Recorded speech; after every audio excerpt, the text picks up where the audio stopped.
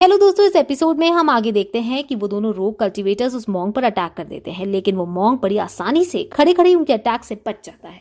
जिसके बाद उन तीनों लोगों में लड़ाई स्टार्ट हो जाती है और वो मॉन्ग आसानी से उन दोनों कल्टीवेटर्स से लड़ने लगता है और अपने एक हेवी अटैक से उन दोनों को हरा देता है। जिससे डरकर वो दोनों उस मॉन्ग से पूछते हैं कि तुम्हें हमसे क्या चाहिए। जिस पर वो मॉन्ग गुस्से में कहता है कि क्या तुमने मुझे पहले सही से नहीं सुना था। उसके बाद वो उनका सारा सामान उन लोगों से छीन लेता है और वहां से चला जाता है। तभी कल्टीवेशन ब्यूरो के लोग भी वहां पहुंच जाते हैं और उन्हें गिरफ्तार करने लगते हैं। अब हम देखते हैं कि वो मॉन्क उनका वापस अपने साथियों के पास आ जाता है और अपने जूनियर ब्रदर को खाना दे रहा होता है। तब हमें पता चलता है कि उस मॉन्क का नाम युनमिंग है और उसके मास्टर कहते हैं कि उन्हें भी भूख लगी है, तो वो उनके लिए खाना क्यों नहीं लाया। तब युनमिंग उन्हें बताता है कि उन दोनों लोगों के पास केवल यही था, जिसे सुनकर वो छोटा मॉन्क उन दोनों को अपने खाने में से थोड़ा सा खाना दे देता है। जिस पर उनके मास्टर मना कर देते हैं और कहते हैं कि युआन डोंग, तुम अब भी छोटे हो और तुम्हें खाना खा लेना चाहिए। जिसके बाद वो लोग भी वहां से चलने लगते हैं। अब हम देखते हैं कि सुजाय वापस अपने रूम में जाकर शेन मेंगजी और यूहान को कम्युनिकेशन वॉच दिखाता है और उन्हें बताता है कि उसने अपनी कंट्री को ज्वाइन कर लिया है। जिसे सुनकर शेन मेंगजी गुस्सा हो जाती है, उससे कहती है कि तुम मेरे टाओइस्ट सेक्ट का हिस्सा हो, तो तुम और कहीं ज्वाइन नहीं कर सकते। तब यूहान शेन मेंगजी को समझाती है कि जो स्पेशल टीम सुजाय ने ज्वाइन की है वो कोई सेक्ट नहीं है, बल्कि केवल एक टीम है और उसको ज्वाइन करने से इसे हमारे सेक्ट ज्वाइन करने पर कोई असर नहीं होगा। इसके बाद वो सुजाय को भी कहती है कि तुमने वो टीम ज्वाइन करके सही किया, क्योंकि केवल कल्टीवेशन करने से तुम्हारी कल्टीवेशन लेवल बढ़ेगी, लेकिन तुम एक्सपीरियंस गेन नहीं कर पाओगे। जबकि कल्टीवेटर के लिए कल्टीवेशन लेवल के साथ साथ लाइफ और डेथ बैटल्स का एक्सपीरियंस भी बहुत जरूरी है।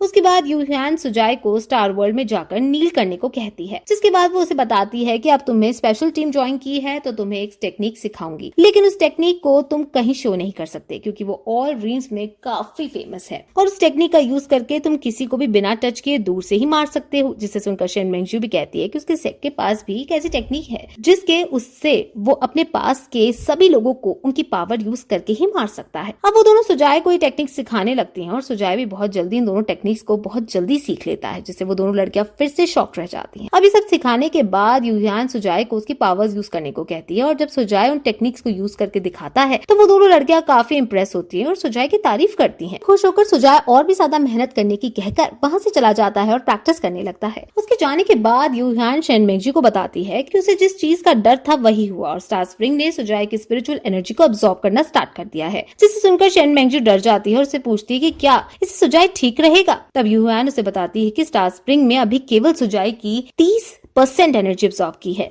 और जो स्टार स्प्रिंग ने नहीं कहीं स्टोर कर दी है, और बाकी एनर्जी उसके मेरिडियंस और दैंटियन को धीरे धीरे चेंज कर रही है और ये चेंज बहुत ही सब्टिल है, लेकिन ये कंटिन्यूअसली हो रहा है। जिस पर शेन मेंगजू कहती है कि अगर सुजाय की मेरिडियंस एक्सपैंड हो रहे हैं तो ये अच्छी बात है, फिर तुम इतनी टेंशन क्यों ले रहे हो। तब यूहान उससे बताती है कि नॉर्मली कोई भी कल्टीवेटर कोर फॉर्मेशन स्टेज के हेवनली ट्रिब्यूलेशंस को आसानी से पार कर लेता है, क्योंकि वो ट्रिब्यूलेशन उस कल्टीवेटर की स्ट्रेंथ को देखकर आती है और जितना कमजोर कल्टीवेटर होगा उतनी ही कमजोर ट्रिब्यूलेशन होगी। लेकिन सुजाय का केस अलग है और नॉर्मल कल्टीवेटर्स के मुकाबले उनके मेरिडियंस और दैंटियन काफी ताकतवर है, इसलिए जब भी उसकी ट्रिब्यूलेशन आएगी वो बहुत बड़ी और बहुत ज्यादा खतरनाक होगी। और फिर सुजाय चाहे कितना भी टैलेंटेड क्यों ना हो, ट्रिब्यूलेशन के दौरान वो सिर्फ एनर्जी रिफाइनिंग लेवल पर होगा और हम नहीं जानते कि इतनी सी पावर के साथ वो ट्रिब्यूलेशन को सही भी कर पाएगा या नहीं। आज तक ऑल ड्रीम से ऐसा कोई भी केस नहीं आया है और ना ही स्टार स्प्रिंग के पिछले मास्टर्स ने कोई इन्फॉर्मेशन दी है, तो अब हम कुछ नहीं कर सकते। लेकिन स्टार स्प्रिंग अपने आप में बहुत बड़ा ट्रेजर है, तो शायद सुजाय के साथ कोई दिक्कत नहीं आनी चाहिए। वही दूसरी तरफ अब हम देखते हैं कि कल्टीवेशन ब्यूरो के लोग दो बड़े सांपों से लड़ रहे होते हैं और वो सांप उन लोगों पर भारी पड़ते हैं। तभी वहाँ एक रोबोट आता है और उन सांपों से लड़ने लगता है, लेकिन वो उन दोनों सांप मिलकर उस रोबोट को जकड़ लेते हैं। तभी श्रिम्प, जो कि काफी टाइम से उन दोनों सांपों पर निशाना लगाए बैठा था, अपनी स्नाइपर राइफल से गोली मार जो सीधे एक सांप के सर में जाकर लगती है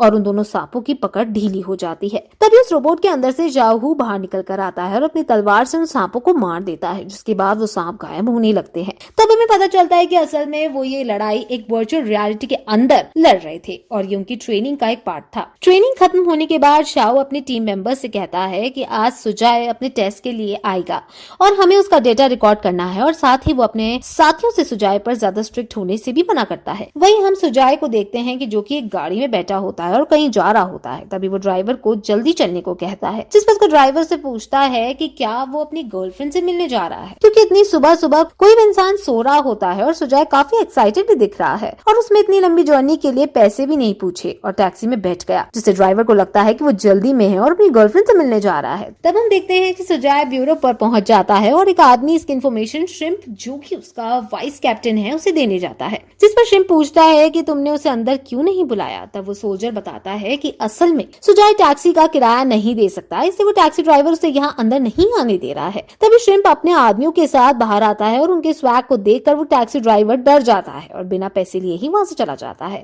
तब श्रिम्प सुजय को अपने साथ अंदर लेकर जाता है, जहाँ की चीजों को देखकर सुजय काफी इंप्रेस होता है और इतनी सारी काफी चीजों को देखकर वो चौंक भी जाता है। तब वो लोग उसे एक कमरे में बैठा देते हैं और बाहर श्रिम्प अपने दोस्तों से पूछता है कि आज पहले दिन हम अपने नए साथी को किस तरह से ट्रीट करें। तब एक आदमी हंसते हुए कहता है कि क्यों ना हम पहले इसके ओवर कॉन्फिडेंस को तोड़ें और इससे अपने पावर्स के बारे में बताएं। जिसे सुनकर श्रिम्प खुश हो जाता है और उन्हें ऐसा करने के लिए कहता है और साथ में उन्हें चीजें ज्यादा टफ करने के लिए भी मना करता है। सुजय को अब उस रूम में बैठे बैठे आधे घंटे से भी ज्यादा हो गया था और वो सोचता है कि उसका टेस्ट कब शुरू होगा, लेकिन वो ये नहीं जानता कि वहाँ मौजूद सारे लोग उसे ऑब्जर्व कर रहे होते हैं और उसका टेस्ट पहले ही शुरू हो चुका है। तब एक आदमी बताता है कि उसे ये नहीं पता कि इस टेस्ट में उससे बस यहाँ बैठना है और कोई भी आदमी 3 घंटे से ज्यादा यहाँ नहीं बैठ सकता। यहाँ तक कि नेसेंट सोल स्टेज के कल्टीवेटर को भी यहाँ 24 घंटे बैठने में दिक्कत आती है और पिछली बार एक आदमी यहाँ बेहोश हो गया था और हमें उसे बाहर निकालना पड़ा था। तभी सुजय अपनी जेब से अपना फोन निकालता है और फोन चलाने लगता है, जिसे देखकर श्रिम्प गुस्सा हो जाता है और अपने साथी से पूछता है कि उसने उसका फोन क्यों नहीं लिया। जिस पर वो आदमी उसे बताता है कि टैक्सी वाले कांड से वो इतना गुस्सा हो गया था कि वो सुजय का फोन लेना ही भूल गया। तब श्रिम्प वहाँ पर सिग्नल्स को ब्लॉक करने के लिए कहता है। वहीं सुजय भी बैठा बैठा सोचता है कि शायद ये लोग मुझे कमरे में बंद करना चाहते हैं, लेकिन इन्हें नहीं पता कि मेरे जैसा लड़का जो दिन भर अपने कमरे में रहता है उसके लिए किसी जन्नत से कम नहीं है। और इसी तरह से कहकर वो वहाँ बैठकर मूवी देखने लगता है। थोड़ी देर बाद उसके फोन की बैटरी खत्म हो जाती है तो सुजय पावर बैंक निकालकर अपने फोन को चार्ज कर लेता है, लेकिन तभी उसे टॉयलेट आने लगता है। तब वो वहाँ लोगों से उसे बाहर निकालने को कहता है, लेकिन जब कोई भी उसकी बात नहीं सुनता तो वहीं एक कोने में जाकर टॉयलेट करने लगता है। ये सब देखकर श्रिम्प को गुस्सा आने लगती है, लेकिन वो उसे जैसे तैसे खुद को शांत रखता है। अब थोड़ी देर बाद सुजय को भूख लगने लगती है और वो अपने लिए लाए हुए स्नैक्स निकाल लेता है और उन्हें खाने लगता है। और जब उसे प्यास लगती है तो वो अपनी पावर्स से वहाँ मौजूद वाटर पार्टिकल्स को इकट्ठा करता है और पानी पीने लगता है, जिसे देखकर श्रिम्प पर गुस्सा हो जाता है और वहाँ स्पिरिचुअल पावर्स को इनहिबिटर ऑन कर देता है, जिससे वहाँ मौजूद लोग अपनी स्पिरिचुअल पावर को यूज नहीं कर पाते। अब इसके बाद सुजय पर कुछ काम नहीं होता तो वो वही टेबल के ऊपर सो जाता है और इस तरह वो पूरा दिन बीत जाता है।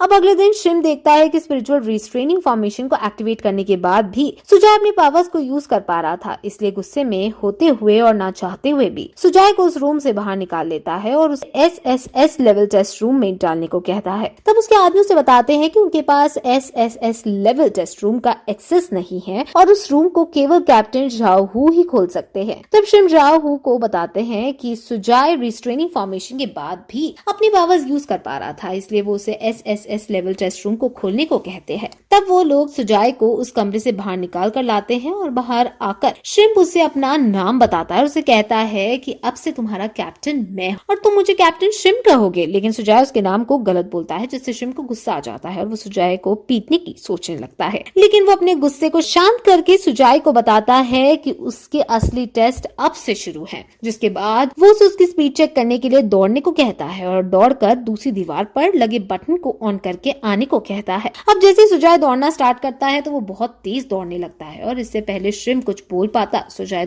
दूसरी दीवार तक पहुंच जाता है, लेकिन वो वहां खुद को रोक नहीं पाता और दीवार से टकरा जाता है। तब शाहू सोचता है कि एनर्जी डिफाइनिंग स्टेज के लोग 100 मीटर 7 सेकंड में दौड़ सकते हैं, जबकि कोर फॉर्मेशन के लोगों को केवल 5 सेकंड लगते हैं। वहीं सुजय को भी अपनी एनर्जी गैदरिंग स्टेज पर है। वहीं सुजय भी जो अपनी एनर्जी गैदरिंग स्टेज पर है वो किसी कोर फॉर्मेशन स्टेज वाली कल्टीवेटर की तरह दौड़ सकता है। तभी सुजय वहां आकर उन्हें बताता है कि वो पहली बार इतनी तेज दौड़ा है, इसलिए वो खुद को कंट्रोल नहीं कर पाया और दीवार से टकरा गया, जिसे सुनकर शाहू और श्रिम्प शॉक्ड होकर वहां से दूसरे टेस्ट की तरफ चले जाते हैं। वहां पहुंचकर वो सुजय से उसकी स्ट्रेंथ टेस्ट करने के लिए कहते हैं और उसके लिए उसे वहां एक पंच मारने को कहते हैं। अब सुजय वहां पंच मारने के लिए अपनी स्पिरिचुअल पावर को इकट्ठा करने लगता है और इसी के साथ ये एपिसोड यहीं खत्म हो जाता है।